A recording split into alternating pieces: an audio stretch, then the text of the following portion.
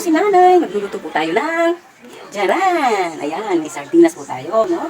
Yan po ang gusto ko. Ilang araw, ilang beses na po ako naghahanap nito. Ngayon nakita ko na, natupad na ang aking wish. Ang sarap po kasi ng sardinas na mayroon pong dahon ng ampalaya. So, samahan ko ako magluto. Ilan,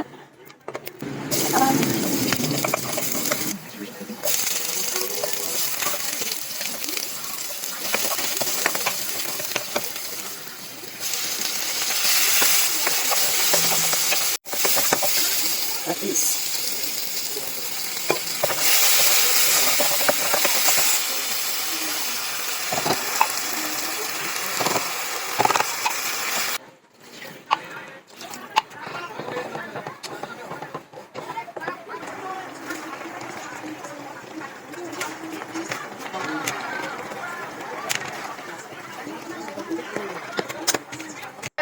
Ayan po, luto na po ang ating sardinas na may dahon ng ampalaya.